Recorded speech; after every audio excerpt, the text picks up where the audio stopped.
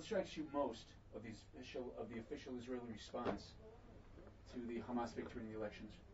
What struck us most was the big surprise. I would even describe it as a shock in Israel, both on the streets and both on the political echelon, from the results of the elections for the parliament, the Palestinian parliament.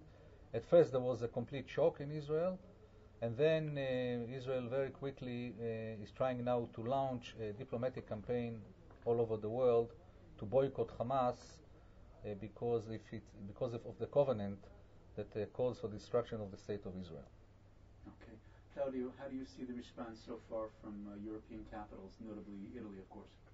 In Italy, the response from the government was very strong. The Prime Minister Berlusconi said that was shocking news and of course very bad news for the peace process. The same, the Foreign Minister Gianfranco Fini, he told immediately that the peace process was very in danger.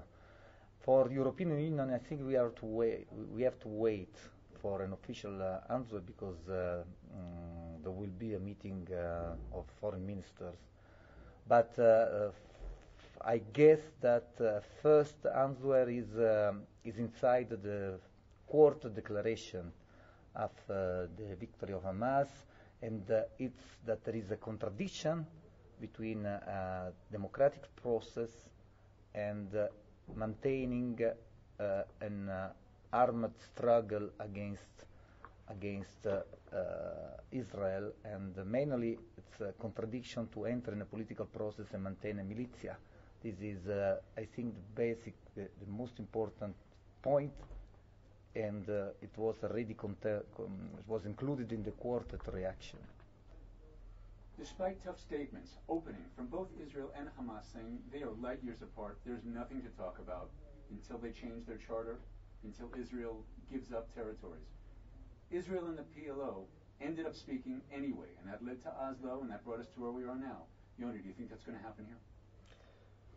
It might happen eventually. We don't know the process. With the PLO took from 1974 until 1993, until the Oslo Accords. It took a long time because the PLO needed a ladder to go down from all its demands from Israel, and of course he was denying the right of Israel to exist, and this is unacceptable for any Israeli citizen.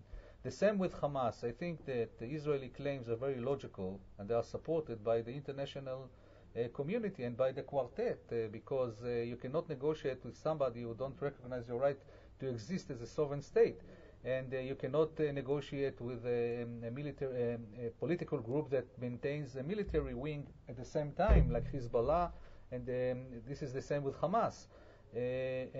Of course, we need a statement from Hamas leadership that they recognize all the accords and all the agreements that were signed between Israel and the PLO. I have to remind you that there was a mutual recognition between Israel and the PLO in 1993, just before the Oslo agreement, or as a result of Oslo agreement, and this was the basic, and this was the foundation for the negotiation between the two sides. So we need the same thing with Hamas now, and if they will meet these demands, I'm sure that Israel will negotiate with them.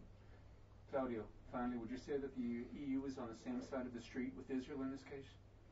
Would you say that the EU is with Israel on the same side of the street in this question? EU with Israel, yes. I think on the matter of non-negotiation with Hamas, I see Europe like institution for sure in the same path, even if I want to underline that foreign policy of Europe is not like a foreign policy of the United States. It's much more complex process, and for sure in Europe there are many differences.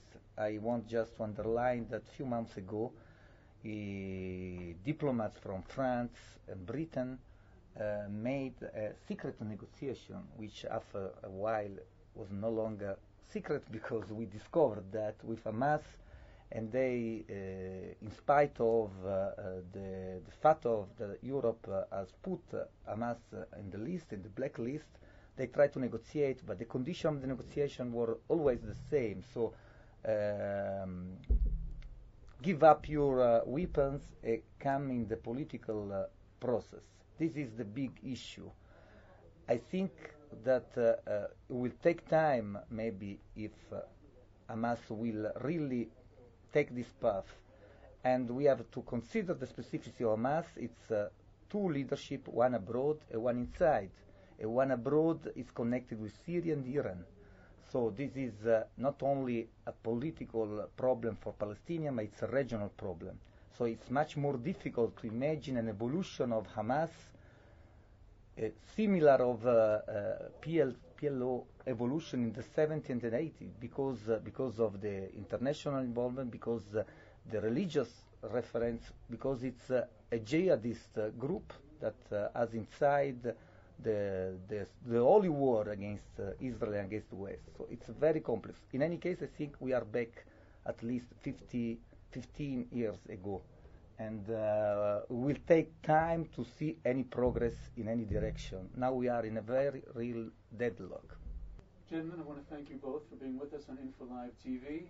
Yoni Ben Menachem, Director General and Chief Editor of Israel Radio, and Middle East Bureau Chief of Radio Televisione Italiana, Claudio Pagliara. Thank you, gentlemen. Thank you. Thank you.